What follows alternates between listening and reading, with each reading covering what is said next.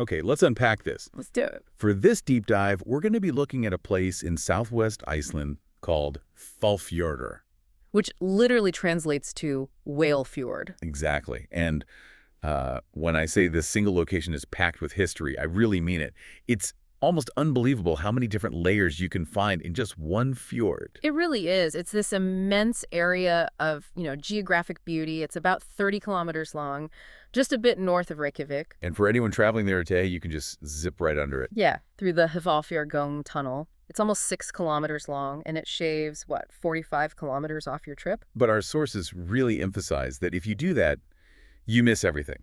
To get the real context, the geology, the hidden stories, you have to take the scenic route. You have to take Road 47. And that's what we're doing today. Our whole mission here is to connect these wildly different narratives for you. We've got vanishing medieval Norse ports. Right next to massive World War II naval bases. And then this really aggressive geology that shapes everything. And on top of that, some of the most compelling folklore you'll ever hear. It's a lot to connect. It is. So to do that, I think we have to start with the oldest and maybe the most elusive part of the story, the Norse harbors that just disappeared. Vanished. And when we talk about Norse harbors in places like Iceland or Greenland or the Faroes, you have to get a certain image out of your head. Right. This isn't like mainland ports, say, Haithabu or Bergen, with all this infrastructure. Exactly. No sophisticated piers, no cranes, no big warehouses. The North Atlantic Norse didn't really build monumental stone jetties. So what were they? They were usually just simple, natural landing places, somewhere you could pull a ship directly ashore, or maybe, use a handy stone bank as a kind of makeshift jetty. And because they were so simple, any structures they did have are just gone now. Long gone, which is the central challenge for archaeologists. Okay, so our sources point to two main reasons these ports vanished. First is abandonment. Right, people just stopped using them for one reason or another. And the second is obliteration. Where the landscape itself physically destroyed the evidence, nature just erased it. That distinction is really important. So let's start with abandonment. What drives that? It's often about shifting politics or, more often, economics. A great example is a place called Geysir. Okay. For a long time, it was the most important medieval harbor in northern Iceland. It's well documented from 1163 all the way to 1391. But then it just falls out of use in the early 1400s. Yeah. And the reason why is pretty fascinating. The timing is the key. Geysir's decline lines up perfectly with the start of substantial English trade with Iceland. Ah. So new trading partners came in? And they had their own preferences. The English merchants just didn't use Geysir. So when that demand shifted, the whole established system Just collapsed. collapsed. So that's a case of abandonment driven purely by a big economic pivot. And it seems like nature then came in and sort of finished the job at Geysir. It did. There's a process called coastal aggradation. Which is just a technical way of saying the coast silted up, right? Exactly. The harbor basin gets shallower and shallower, and eventually it's just too shallow for the big ocean-going ships. And that silting process is what brings us right back to our location for this deep dive. Right back to Hvalfjörður. We have written sources confirming an inlet there called Buasandur or Marihofen. In between 1339 and 1413, it was deep enough for big ships. But then aggressive coastal aggradation just filled it in with silt, and it became completely useless as a port, obliterated by geology. It's incredible to think of nature just wiping a busy port off the map.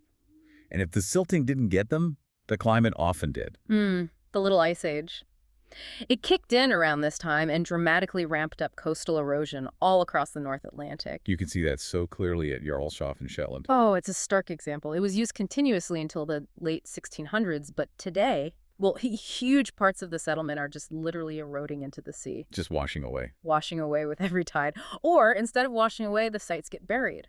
Like at Hvalfjörður. Right. Another major trading site that's likely just buried under meters of sediment from the Hvalfjörður River. It's a glacial river, so it carries this massive sediment load that can just suffocate a landscape. But I think the most dramatic form of obliteration has to be when the actual ground moves. Relative sea level change, yeah. And in Greenland's eastern settlement, it's particularly extreme. The land itself actually sank. It sank. How much? About 3 meters over the course of 1,000 years. Wait, was that tectonic plates shifting or something else? It's a complex process, but it's mainly what's called crustal depression. The land was still sort of adjusting from the immense weight of the ice sheet during the last glaciation. The end result is what matters, though. And the end result is? The end result is that those lost Norse harbors are now drowned. Multi-beam sonar surveys have found them. They're sitting 3 to 4 meters below the current mean sea level. Wow. So what was once the shore is now the seabed. It's amazing how much of this history is literally hidden, either buried or underwater. But let's shift focus now to the history that is much more visible. Much closer to the surface. Hvalfjörður holds these incredible, more recent stories. It's a real shift from, whales to warfare. That's a good way to put it. The whale fjord took on a very different kind of strategic importance in the 20th century. World War II. From 1940 to 1945, this remote Icelandic fjord became a critical Allied naval base. It was absolutely essential. It's this deep, long fjord, which made it the perfect anchorage for the warships that were protecting those vital convoys. The ones sailing from the U.S. and Britain over to the Soviet Union. An incredibly dangerous route. And Hvalfjörður was the perfect natural shelter. It protected those ships from the German Navy operating out of nearby Norway. And the infrastructure they built was just enormous. On the North Shore, at places like Mjøsander, the Americans built a huge base, fuel depots, supply depots. And on the South Shore. At Hvammsvik, that's where the Navy kept its deep-sea mines and ammunition. The sources even say Hvammsvik had a recreation center for American sailors. It did. And if you drive that scenic route today, you can still see the evidence. You'll see old concrete foundations, even some of those classic Quonset huts, still standing, privately owned now. The history of that conflict is really, right there. It is.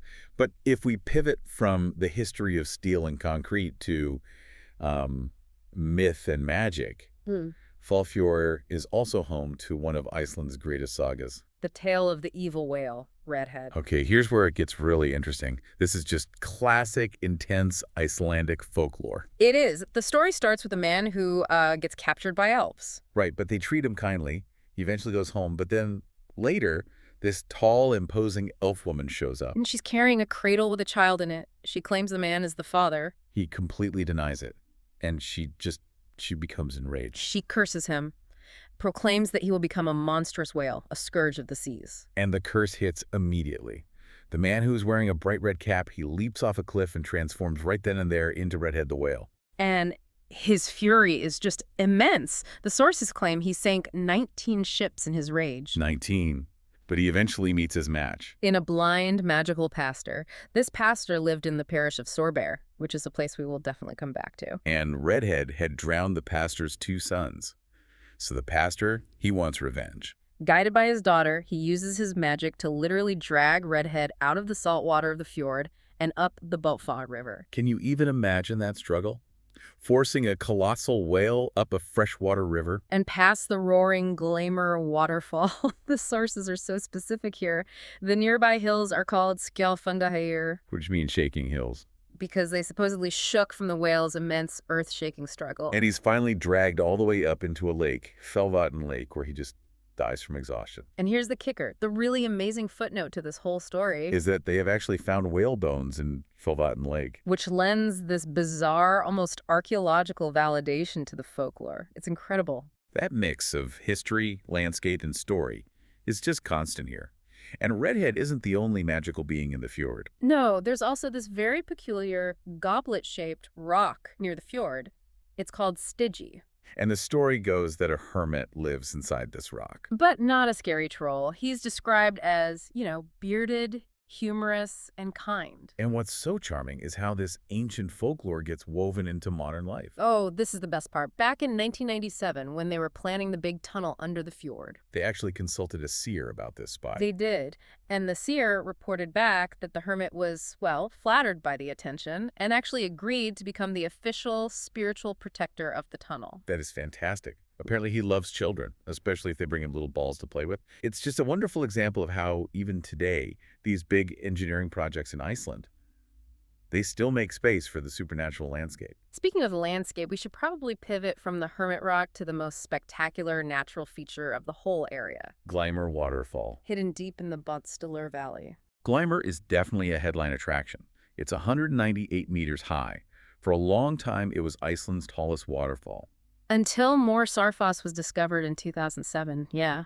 But the spectacle of Glimmer comes from the Bonsar River, just plunging into this incredibly narrow basalt canyon. And the geology of that canyon is fascinating in itself. It's all about resistance. You had this concentrated meltwater that was strong enough to carve away the softer ash layers over thousands of years. But the harder basalt rock formations stayed intact. Right, and that dynamic is what created this super tight, steep, and dramatic gorge that we see today. And you absolutely have to earn that view. This is not some pull-off-the-road tourist stop. Not at all. The sources are very clear. This is a demanding hike. It's 3 to 4 hours round trip, about 6 to 7.5 kilometers with some serious elevation. You pass a lava cave early on, a Hvalfjörður, but then the trail gets pretty intense. This is where you really feel the landscape. You have to navigate these very narrow cliff sections. How narrow are we talking? I mean, some are only 30 to 50 centimeters wide. Where? With a sheer vertical drop of over 100 meters right next to you. They have fixed chains there for safety, but yeah, if you have any issues with vertigo, this part is a real challenge. And then there's the river crossing. The upper Bonsar River. And even in the middle of summer, that glacial water is just shockingly cold. We're talking 4 to 6 degrees Celsius. It'll chill you to the bone. You absolutely need proper gear like water shoes because it can be anywhere from ankle to waist deep. And that's in the summer. Right. The log bridge they put out for the summer is completely removed during the unsafe winter months from about October to May. It's a serious commitment. That raw, untamed power of the landscape really defines this whole area. But let's zoom back out and connect this place back to a human story, a legacy that completely dominates Iceland's capital city. Hallgrímur Pétursson. The namesake of Reykjavik's iconic church. Hallgrímur Pétursson was an immensely influential poet and minister in the 17th century. And his connection to Hvalfjörður is direct. He served as a minister at Sauerberg. Which is the very same parish as the blind, magical pastor from the Redhead story. Very same one. And his legacy, of course, became the inspiration for Hallgrímskirkja. That enormous, towering church in Reykjavik, it took 41 years to build. Finished in 1986. And the architecture itself, designed by Guðjón Samuelsson, is a masterpiece. But what's so incredible is how it directly references the geography we've been talking about. The facade is meant to look like Iceland's natural basalt columns. Exactly. The same kind of columns that shape the canyon walls at Glimmer, or the ones you see at the famous Svartafoss waterfall. So even in the middle of the city, the architecture is literally echoing the raw geology of the island. It is. But his real cultural power comes from his writing, specifically his greatest work, the Passion Hymns. The Passjusálmar, a collection of 50 hymns he wrote in 1659. And this work became a complete cultural keystone in Iceland. So much so that since 1943, Iceland's state broadcaster has aired the entire cycle of hymns every year during Lent. It's not just a religious thing, it's a national cultural tradition. Which is why it was such a big deal when a controversy flared up in 2012. Right. A request was made to stop the broadcast because of certain historical anti-Semitic references within the 17th century texts. And the state broadcaster, Reykjavík, had this huge cultural dilemma on its hands. Do you stop a 70-year-old tradition because of modern ethical concern? Or do you stand by the historical document? Ultimately, they rejected the request. They did. They argued that they had to maintain the historical context of the work, emphasizing that these texts were a product of their time, the mid-1600s. It just shows how deeply rooted these texts still are. And back at the church itself, Hallgrímskirkja, it's a monument to his influence in other ways, too. Yeah. It has this gigantic concert organ. It's 15 meters high, weighs 25 tons, and has more than 5,000 pipes. It's incredible. And if you go, you absolutely have to take the elevator up the tower. Oh, you must. The 73-meter tower gives you one of the best panoramic views of Reykjavik, and you can see how the modern city fits into that spectacular, rugged geography that shaped its whole history. So, after all that, what does this all mean? What's the big takeaway here? I mean, the Hvalfjörður area is just this incredible, multi-layered history book. It proves that really profound history isn't always found in, grand castles. Right. We've seen the physical evidence of Norse trade, these landing spots like Budasandur that were just abandoned and then obliterated by geology and climate change. And then we've seen the physical remains of modern war, the anchorages, the fuel depots, the Quonset huts left over from World War II.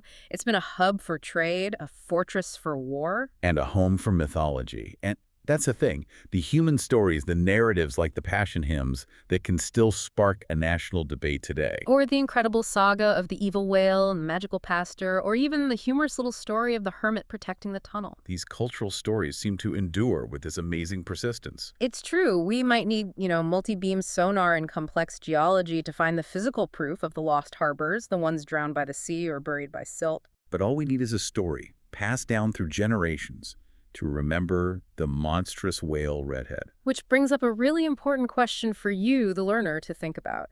In a landscape that is constantly being reshaped by these powerful geological and climatic forces, which form of history, the fragile physical evidence or the enduring cultural narrative, ultimately holds the greater power of place?